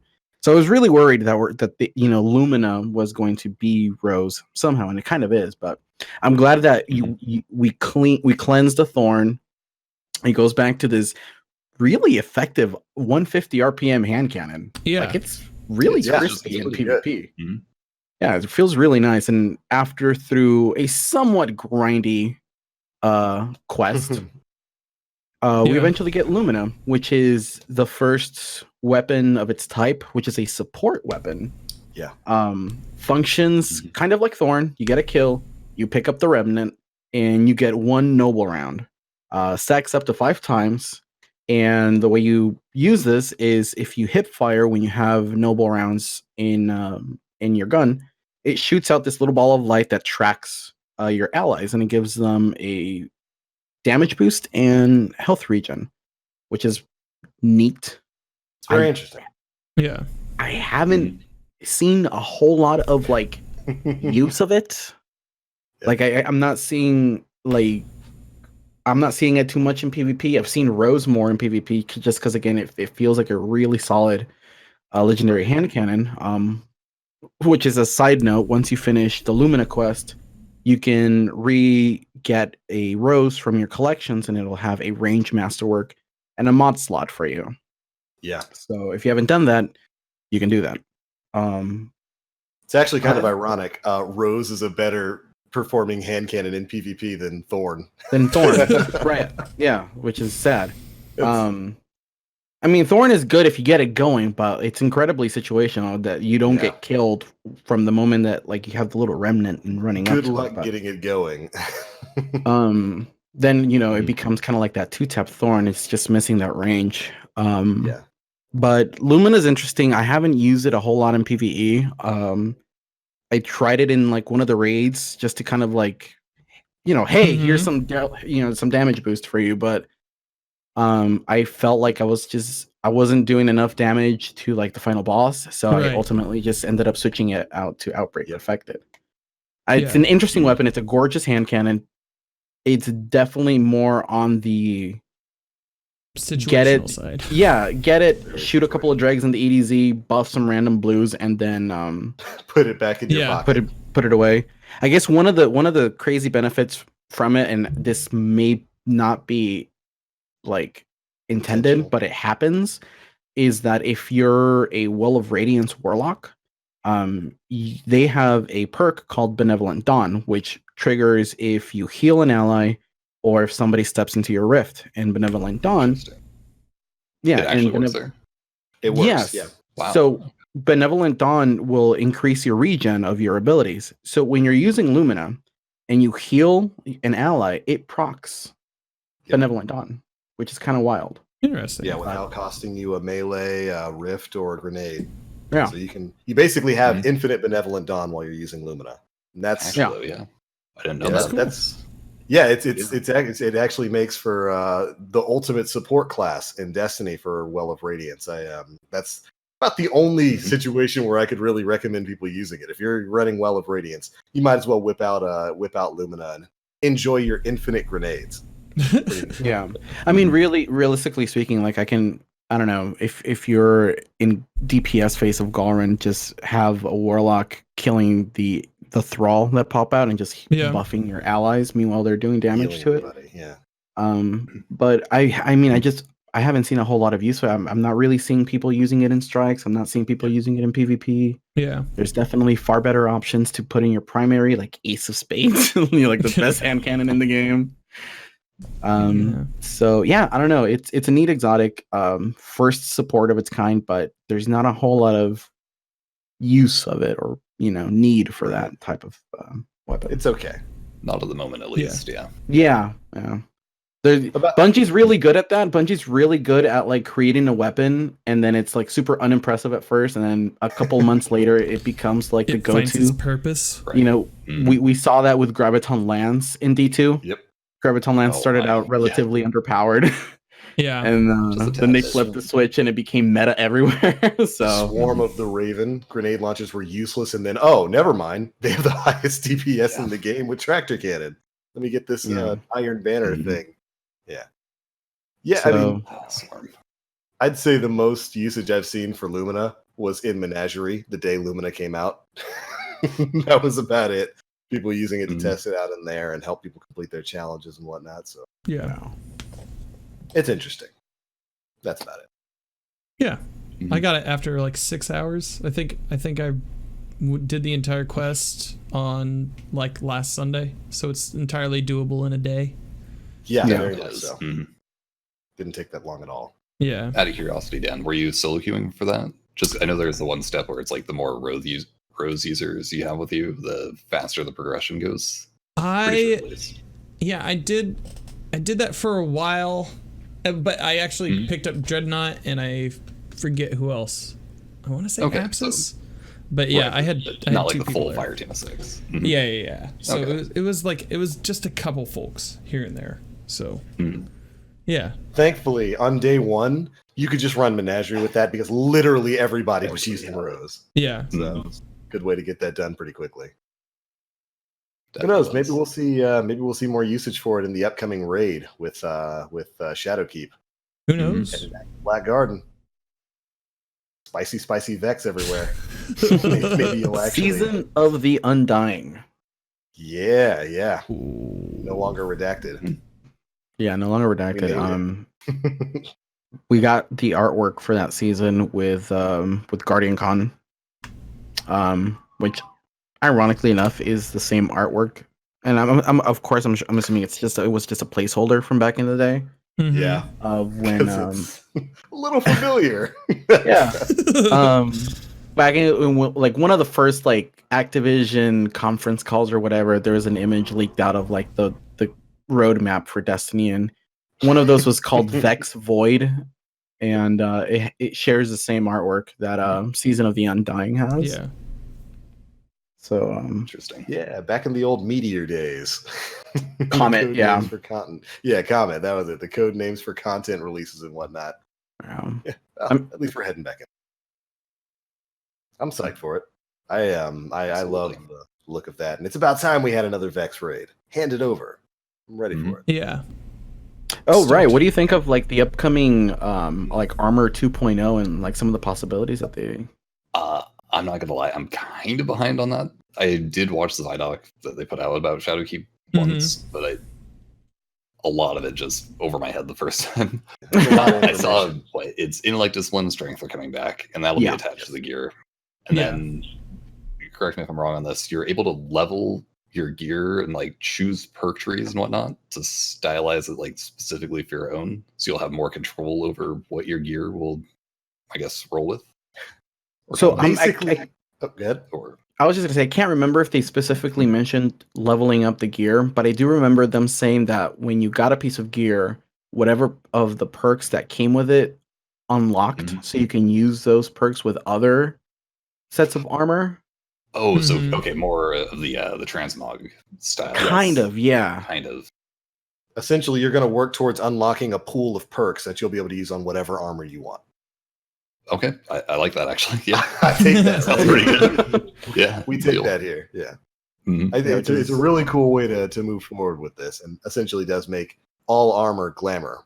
Outside of probably raid stuff, I'd imagine the only thing that's going to be different is raid and like content exclusive stuff. So like if we ever got trials back, or some other PvE activity, we'll probably have armor that has perks you can only get and use in there. I hope so, because we moved away from that. We did. Yeah. I want my Oracle Buster back. Please. Yeah, there's a lot of stuff that's exciting coming with Shadowkeep for sure. Yeah. Dude, I can't wait to be able to whip out some of my favorite armor sets from year one and just use them again. I'm looking forward to that very much. There were some blue sets that were... So it's actually, even be like year one gear we can use again. They're supposed to be bringing all year one armor forward. I don't know if it's all going to be released at the start of Shadowkeep. But they want to bring all the year one stuff forward eventually. So we'll have to see. I'm just hoping we get some of the class or the faction stuff, because the future War Cult Warlock chest piece is still my favorite bit of armor in Destiny 2. I love that jacket. That duster is amazing. Just get it from Menagerie. Wait, it's a Menagerie? It's the Exodus down chest. Oh shit. Yeah, the future War Cult armor was based on the Exodus down armor, so you can take a look at that. Reskins. Reskinned content. Lazy development. Oh, well, right on. I'm going to go grab that then. It's like I love that duster. That jacket is just the coolest looking thing in the game for me for Warlocks. Very happy to get that. Yeah, it was really good. And be able to shove whatever perks I want. I'm super stoked on seeing is what we used to know as the artifacts. They're kind of coming back in a newer sense. Yeah. They haven't really dubbed it as artifacts. That's just kind of like the internal name yet that they have. But the way that they're describing it is that once you fully level out and get some of those perks, some of those perks almost will feel exotic. Mm-hmm. So I don't know, man. I want to be able to slap enemies and take them again. Oh no! Stop it! You're not allowed to have that back. No. I want it. That was an awful artifact. It was so good. What do you mean? I could have an ogre for myself. Yes, but it's an ogre we need to kill in order to progress through that strike. Stop it. That sounds like a you problem. So you can take it. You can take it as your pet, and then when it turns back on you, you can finish it. Just pow. Pretty much. Yeah. Knock him out. Rather savage there, Dan. Dan advocates killing of pets here. Sheesh. Look, man, I had a hamster once that was, whoo. I'm really scared where you were going to go with that. Yeah. I had a hamster once. He's gone now. Really concerned where that sentence was going there for a second. Stay concerned. Jesus Christ. You're the most. But yeah, the artifact system looks like it's going to be pretty cool. It'll be a nice little addition, kind of like what they were before. They did mention leveling those things up, so like you're going to be possibly unlocking perks on them, kind of like we used to do with weapons in Destiny 1. Remember that? Had to get enough experience on a gun and then motes of light and planetary mats to unlock perks. Ugh, looks like that might be a thing again with artifacts. So, by the way, did you guys happen to read the recent article about finishing moves? Yeah, I missed it from Polygon. So they kind of expanded on how these finishing moves are going to work. And they were talking to Luke and Mark Noseworthy that when enemies get below a certain health threshold, they're going to have an indicator. I'm assuming just like a dunk, like a hold square or hold whatever. finish. And you'll be and you'll be able to do the finishing move. One of the cool things about that is that there are going to be mods that you can put on your armor to modify some of these finishing moves. So there's possibilities of a bunch of different, like maybe add elemental like burns to them. You know, they mentioned that it can have different unique effects, and some of these, of course, will be coming through Eververse because it's a visual thing. But these finishing moves are also going to cost you an undetermined amount of super energy. So it's kind of something to keep in mind. But they also have added benefits for your team as well. Yes, and those are going to come through the mods. Yeah. So they're definitely going to be more than just like a flashy finisher. They will have unique benefits and effects. Give an example of the benefits? They don't. They just say that it might be beneficial to like when you have somebody with a finisher, it might be beneficial if you have certain people do it, or like depending on what their ability for the finisher is. Yeah. For the entire team. That's cool. Yeah. That is. Yeah, they mentioned that, like, you know, because of some of these mods that, you know, you could coordinate with your fire team and have, you know, one person running a certain mod on a finisher and another person running a different one. And they're already looking ahead at a system to allow for multiple like finishers. So they're already kind of taking that emo route where it was just like beforehand we could only use one. They already said that they are looking at ways to make sure to implement more than one finishing move. That's gonna be kind of cool. Yeah, it's gonna be dope. Neat. Mills in chat with the nut punch mod. Yeah. You're gonna give that ogre the Johnny Cage special. Oh my god! I wonder if they're gonna partner with the WWE, because you already got the Big Show. We got Big Show. You got Big Show. Just like pick him up sideways and then just slam him on the ground. That'd be great. I will pay some hardcore silver to see a Titan pick up an ogre and just body slam him. Just watch your Titan run around bullying Thrall by power bombing them.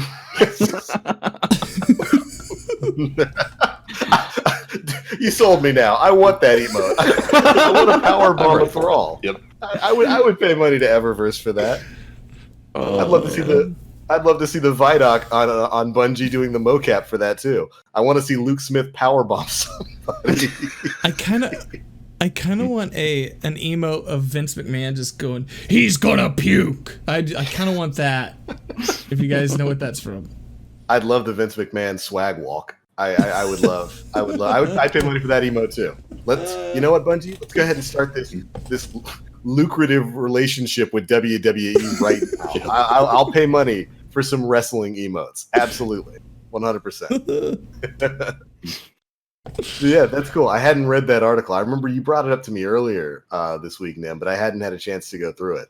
The notion of combination finishing blows. Stylish. I like it. Yeah. Don't do it in a world's first race. Stop it. Or do and like that's not optimal. You do that to the boss and then you swagger away. Right. Would be a memorable world's first. Yeah. Would be a very memorable world's first. So good. Well, all right. Is that about all the news we had this week? I mean, we covered Menagerie, Hard Mode, Tribute Hall, Memories, the Bad Juju. Bad Juju. Very cool weapon. Very much enjoying it. Cool mission tied to it. I think we've gone through like pretty much everything. Right on. Are we ready to move on to some audience questions? Yeah. I believe so. Yes. Excellent. Cool. All right. What do we got? We got three today. Currently, the first one is Desmeraldo. What do each of you look forward to that is known for Shadowkeep? So what's the thing that you're looking forward to in Shadowkeep the most? Armor 2.0 and those artifacts. Yeah. Not bad. Brett? It looked like to me that the old raid bosses were coming back. Just a little bit at least.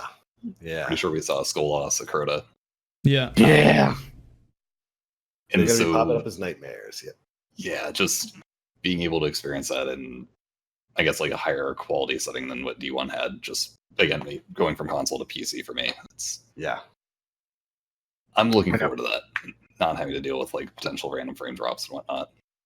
And as we've already seen with Menagerie, like a lot of those activities, the Mockery was like blind well styled, I think. Yeah. Mm-hmm. If I remember correctly.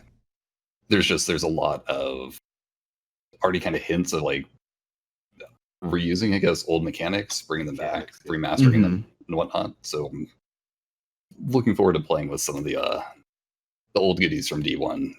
Right on. Now, I guess Destiny New Light, I think, is the official new title. Yes. Pretty sure. Yeah. Gonna be the new title for the base game.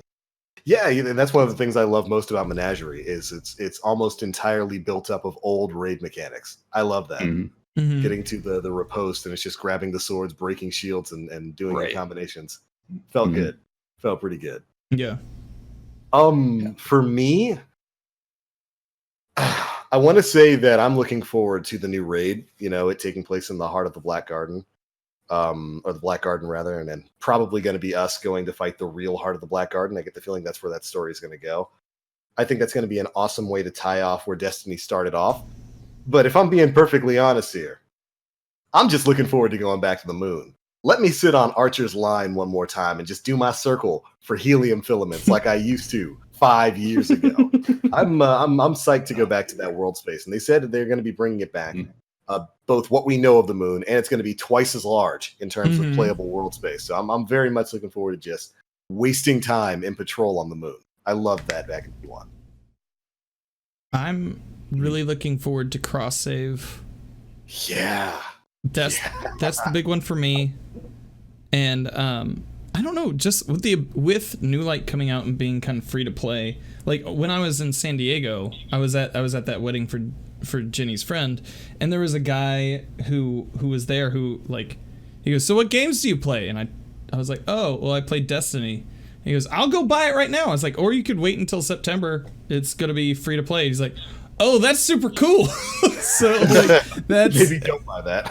Yeah, there's gonna be a huge influx of people. I feel like. Yeah. I don't know. I'd expect. Yeah. Mm-hmm. Absolutely. Destiny 2 going free to play is fantastic. It's fantastic, especially on PC where we need more players. Yeah. Please. You're going to have it for free on PC. You might as well jump in. It's such a crazy difference based on the difference between the game on console and the game on PC. And dude, man, cross save. That is, I'll finally be able to go back and play on PS4 because I haven't touched my PS4 character since the PC version of the game came out. And we'll welcome you with open arms. Thank you, my mans. Hugs all around. I'm mostly going there because that's where all my old raid buddies are, and I can make use of their carries, for easy stuff. Isn't it? Hundreds of people I can just be like, hey, I want to run a raid. They all pop up. Raid? Yeah. Raid?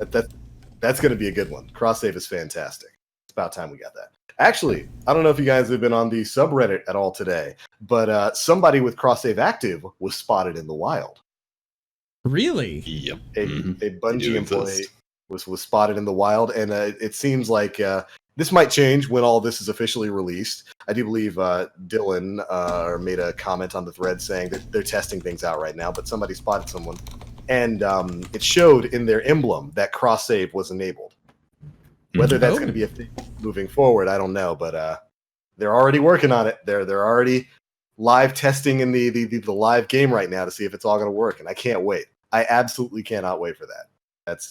That's a huge benefit in terms of Shadowkeep and Destiny New Light and all that kind of stuff. The best is, of course, it going free to play, because that opens it up to all kinds of people. That opens it up to everybody who's been sitting back watching and saying, "Should I try Destiny 2?" I don't know. The launch Metacritic score wasn't bad, but wasn't that great. And I didn't hear great things about a month in. Maybe I won't spend money on it. There's no excuse now. There's so much content in the game for people to enjoy, and that's fantastic. And right beneath that is, of course, cross save. Get it on one platform, play it on all. That's great stuff. Great stuff. We have But Coffee 9 asks thoughts on who the boss might be in the Black Garden raid. So my D1 history is admittedly a bit off. Did we actually defeat the Black Heart or whatever that was at the end of the D1 campaign, like the initial one? I don't or did think we just killed like, the real No. one. Yeah. We did not. Okay, we just kind of banished it for the time being. I think that's where the story's going to lead. Like what we did 5 years ago in the Black Garden was just the start. We just stopped whatever, because what was happening with the Heart of the Black Garden there is it was poisoning the Traveler from the Black Garden, and we basically got rid of the corruption that was sitting there. And the Vex there were worshipping it. We're worshipping it, because they looked through different timelines and said, "Oh, this thing wins, so we're gonna worship that." Yeah. And I get the feeling that in this raid, we're basically going to go finish what we started. I really get that sort of feeling. I'm super excited about it. I love the Black Garden. That was such a cool world space that was, we'll say, underutilized in Destiny 1. Yeah, it really was just that one mission, wasn't it? It was that, and we got a strike eventually that went through there, where we basically ran through the Black Garden in reverse. Right, for the Imago loop, I think. Yeah. Was one of the weapons. I think Imago loop could drop from that. Yeah, it was that and the Echo Chamber strike on Venus. That's right. Yeah. So that's my thought. I'm right there with you. I think it's going to be Heart of the Black Garden. Yeah, that makes the most sense. Everything else was taken. Asks, I'm curious if the nightmares on the moon will be part of the raid or dungeon or other. I think all of the above. Yeah. So for those who don't know, the nightmares he's talking about are the returning enemies from Destiny 1. Stuff like Skolas, Fogoth, Crota, all those bosses we took down back in D1 that I'm super excited to see. Taniks. It still has no house, by the way. But does he kneel before a banner though? He might kneel before a banner now. I mean, we kind of took him out of the knees. He might not have a choice now. These might be little stubs that he slides around on.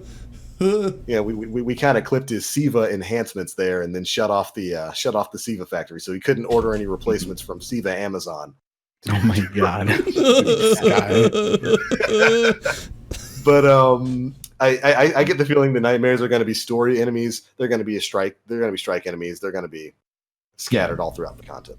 Like we'll probably have a strike to kill Taniks or Skolas. We'll probably have a story mission to take on Fogoth and Crota's. We saw him multiple times in that Vidoc.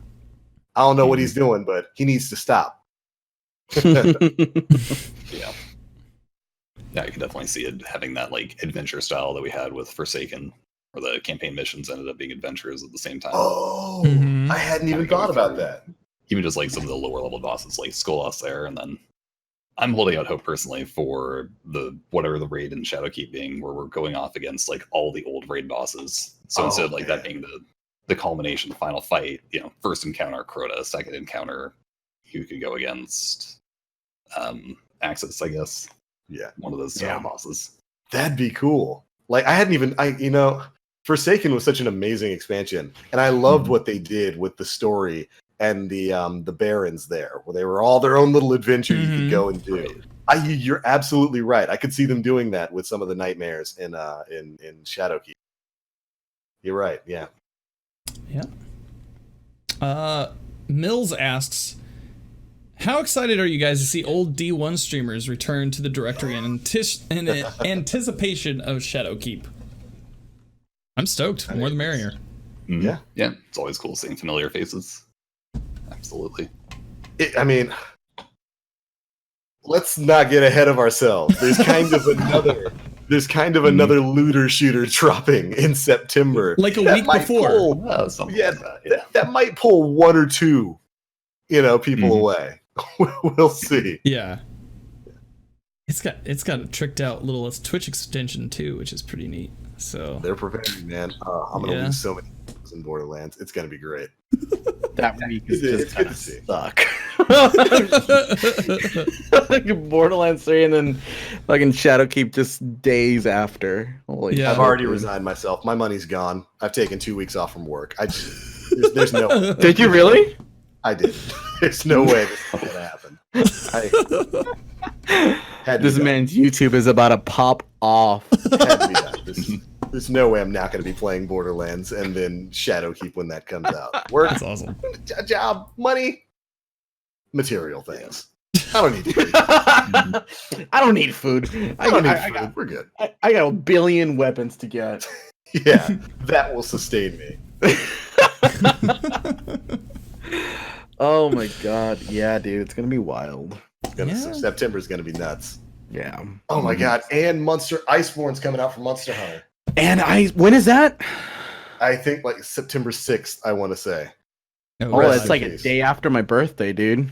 Oh, All right, so got a week for Iceborne, a week for Borderlands, and the rest of the year for Destiny. All right, sick. I'm done. It's Oh gonna be the boy. end. At least I'll die doing what I loved. Yeah. Wonderful. Understandable. Have a nice day. All right. We had a late contender with Yogarine. They ask, do you think that we'll also return to the Dreadnought as a surprise? It was in the post credits after all. Yes. Seeing us Yeah. return to the moon and seeing them take that step in like bringing back a location from Destiny 1, and I remember them talking about this specifically, that they're kind of testing the waters with the moon. 100%. Especially now that we know it's basically another annual pass that we're getting. Mhm. I can imagine that being a thing for sure. Because I mean, the Dreadnought overall wasn't super huge.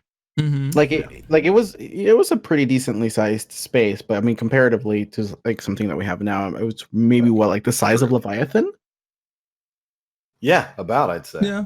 Probably. Because I mean, even like if you're taking into consideration like the underbelly and stuff, it's Leviathan's pretty big. large.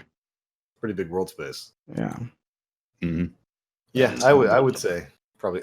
Shoot, I'm kind of surprised that it didn't drop as part of the menagerie. I'll be honest. I thought it was going to be some bit of hidden content in the menagerie, maybe like a mission or something that took us back there.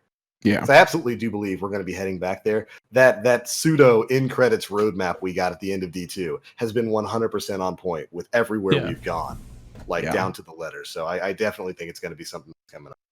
Mm-hmm. Yeah, and then just kind of putting on like that spin metal foil cap for a moment. Wasn't there like a while back that somebody, while trying to load into the Titan, was getting like entering the Dreadnought? Not necessarily like a cutscene. Well, but it was out in it was out. It was in the orbit. Rings of Saturn. Yeah. Yeah. Right. Which is the same loading screen that you would get if you were gonna go into the Dreadnought. Mm-hmm. Yeah. And the same music played. The same Yeah. music, Right. Everything that happened when you loaded into the Dreadnought it happened there. And plus, we still have those files from the Destiny 2 game files that directly reference us going to the Dreadnought. They're not D1 files. They were audio files that were new to D2. That was we found that like the second or third week of D2 coming out on PC when people started pouring through all the game files there. So I think it's coming. Yeah. Yep. Been saying it for a couple of years now, but Dreadnought's coming. Still coming. it's Yep. coming. Better be Dreadnought's ready. That coming. Dreadnought's coming. Moon's haunted. Dreadnought's coming. That's right. But yeah, I'd say Shadowkeep's probably. Good chance. Do any of you happen to know? So at the end of the D2 first campaign mission, Red War, defeat Gaul, you see the Traveler's Light explosion. It hits all the points. What was supposed to be next on that points list? Because we've so far gone in order of what it's hit. It was supposed to be Dreadnought. It was Dreadnought next? Yeah. Okay. It Yeah. started with Mercury, Yep. then Mars, then it showed the Reef, The Reef. The Reef, yeah. then it Mhm. showed the Dreadnought. So Okay.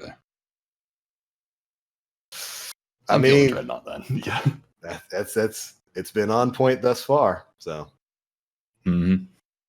looking forward to it. So stoked. Oh man. All right. Outside of that, I think that's it. That's it. That's all the questions we got. Yeah. Yeah. Well, right on. I think that was a good one to end on. I did get this idea in my head. What if we like hollow out Zol and make him a ship? Dude, he's already been through enough. But hey, I just want to hollow him out and make him a He's ship. already a strike boss. Dan, Can I there's wear only his so ass much on my abuse. head? There's He only got so much degraded to You strike have a boss. mask. All right, you have a Zol mask. There you go. You have I want him his ass on my your- head. It's true. I just want, I mean, He got degraded to a strike boss. He got thrown into the end of the Lumina quest where he wasn't even the focus. Crystals are the focus of it. yeah. Now you want to take Yeah. the hollowed out husk of poor Zol after he gave you what was for a time the best weapon in the game, and you want to ride him throughout the stars. Damn, Yeah. don't give Dan pets. Just Yeah. That's what we've learned from this episode. Don't give Dan pets because that man's gonna fight him. He will, I he can't will have fight him in his the pets. lease. I can't have him in the lease. Sheesh, man. So it's Leaves fine, all guys. alone. So- Holy Hashtag shit. leaves all alone. By the way, apparently somebody solo killed Riven. Yeah, Baxley. She- How? I don't know how, but yeah, Like I know he's legit? at it. Doing the mechanics? Or I just think they're Technically. guessing the eyes. Mhm. what? Yeah, you have to get multiple phases of eye guesses. That's Yeah. That's RNG on top of RNG on top of RNG. Oh, yeah. How did he? What? Yo, all right. That's him. That's the Guardian. That's the canon Guardian of Destiny. He's the one. He's the chosen one. How do you do that? How do you make it through it? Please tell me this is up on YouTube because like Very I need- carefully. It's, I'm sure at some point it will, but like he just posted this like 2 minutes ago. that's insane. I couldn't imagine doing that. I could not imagine the insanity of guessing the eyes and getting it right. Wait, so like I'm going through all the mechanics in my head right now, and it's like yeah. I have trouble with 5 other people getting that done. How in the world did this? Sheesh.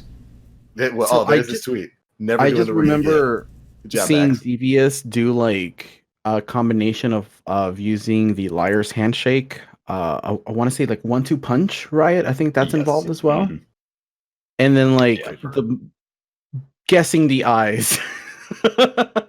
But like you do like some dumb damage with like the shotgun and then melee with a combination blow. That's wild. So- That's wild. That's insane. Well, Yeah, your congrats. melee is really chunk.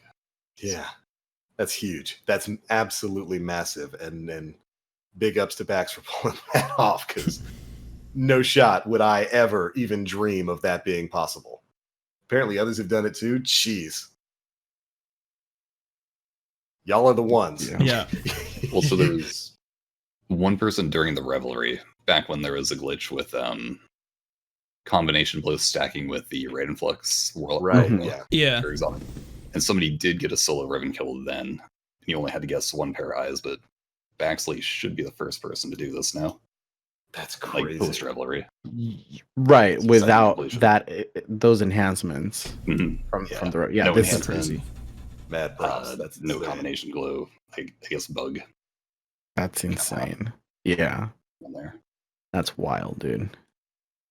Well, right on. All hail the victor there. I will never even attempt or think of attempting something like that. But we give props where props are due there. But all right, I do believe that is it. That's everything we had to cover. That's all the questions we had. And that is going to bring episode 205 of the Planet Destiny podcast to close. Fun one. We got through a lot of stuff this week, guys. Great work all around. Riot, thanks so much for joining us this week, dude. Thank you again for having me. It was a pleasure. Absolutely. It was great to have you on and your experience and stories going through those raids right there. I love it. I love that you were able to tackle Scourge first in the world, and then had a secondary final boss fight afterwards to get your belt. Yep. Yep. Oh, A bit more RNG on that one, though. I'm sorry bit, to hear that, but you got you. You're getting your belt. Make sure this man gets his belt. Right on, dude. 1K proved anything. I'm okay for waiting. I'm slightly patient. 101 runs. I don't think anybody else is ever allowed to complain, myself included, about not getting an exotic from a raid. This man did 101 runs. That's Yeah, great. there's apparently one person from math class who now broke that record, actually, in terms of not getting it. But I cannot, for the life of me, remember their name off the top. Like, That is Someone over 100 unfortunate. keys as well now. hopefully your RNG has built up, and by the time Shadowkeep comes out, you get a guaranteed exotic from every encounter in the raid. You're not even supposed to get it from the first encounter. You'll get it. You'll get the if it's Vex Mythoclast, you'll get it from the first encounter in the raid. You deserve it. That's, luck in RNG works that way, right? Yeah. Oh, definitely. Right on, dude. Thanks so much for joining us tonight. It was a pleasure to have you here. And before you go, give you a chance to show your stuff. Let everybody know where they can find you across the internet. And if you got anything special going on, let them know. Howdy, folks. I'm Riot. I'm T1Riot on Twitch, Twitter. Slowly getting my YouTube up and running, I guess. Just uploading some gameplays here and there now. But yeah, you can catch me on my Twitch, T1Riot. Generally speaking, I'm live around 7 p.m. Pacific Standard Time. Go till about 3 a.m. So on that third swing shift idea. But you'll catch me doing pretty much everything. Play a lot of Gambit, a lot of Crucible, do my raids, and just have fun. I'm really close to completing all the triumphs in the game without doing any kind of boosting, and I'm actually just one away right now. What are you missing? Which one is it? Yeah. So Season 7 Legendary Victory. Once you hit Legend rank in the competitive playlist, it unlocks a secret triumph for winning 50 games on your Legend rank.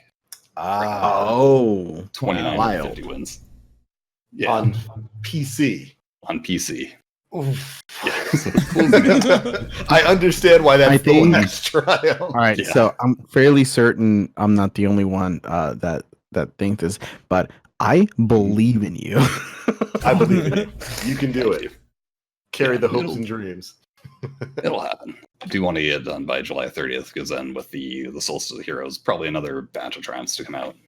Yeah. Presuming that's what the 2019 title is tied to. Yeah. Right, that's 2 weeks away. 2 weeks away. Oh, that's crazy. This year's flown by. It's It really we're has. already over halfway done, man. It's Yeah. nuts. Yeah. It's absolutely nuts. Before we know it, it's going to be September, and we're not going to have enough time on our hands because too many games will be out. It's a good problem to have. Absolutely. Right on, Riot. Thanks so much for joining us tonight.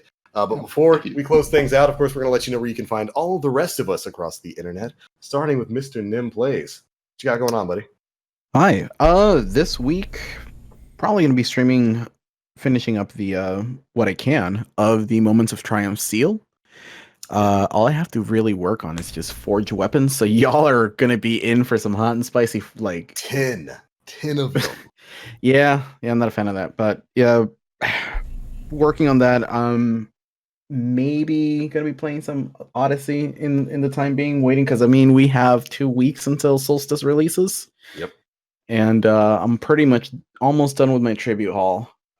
So there's not a whole lot left for me to do in Destiny, but you can find me over at twitch.tv/nemplays and twitter.com/nemplays, where if you want to interact with me, that's probably the best place to do so. Right on, dude. Good luck on getting that done. Mr. Flannel T. Yeah, you can find me, Danfinity, on Twitch, twitch.tv/Danfinity. You can find me on Twitter and Instagram at Danfinity, but the eyes are L, so Dan Flannelty. You can find my podcast, Side Quest Sunday, available now. We took a week off last week, so I made up for it with a 3-hour episode this week, where we recapped. Jenny and I sat down for like the intro, where we talked about our trip to San Diego for the wedding, and then the next 2 hours is me and Jay Sniperton just kind of bullshitting, and it's really it's a lot of fun. So Right on. it's really cool. So yeah. How's your line of fans coming along, Dan? So I've reached out to several manufacturers for Fandinities. Fandinity. I got a call back from one. They sent me a sample. It was not what I was wanting. It was a paper fan, and they sent a whole box of 150 of them with my logo on them. So manual Fandinities. It's not. If you want considerable airflow to your undercarriage while you're playing video games, you can't also have a paper fan that you're waving on you. So I don't know. I think it's back to the drawing board. We gotta get that worked out. We'll figure it out. We will. Yeah. Fandinities will become a thing. I got a whole box of these. I got a whole box of them. You don't understand. You need that airflow when you're streaming, especially. Those lights are hot. It's hot in here. These PCs are hot. You need that airflow down here for your undercarriage. You put it at your feet. You angle it at your face. It also comes in line with other things on your body. It's pretty nice.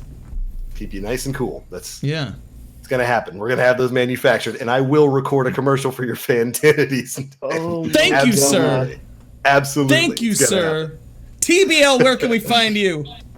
You can find me pretty much across the internet. Of course, my name is The Black Link. You can find me everywhere. Twitch, YouTube, all at The Black Link.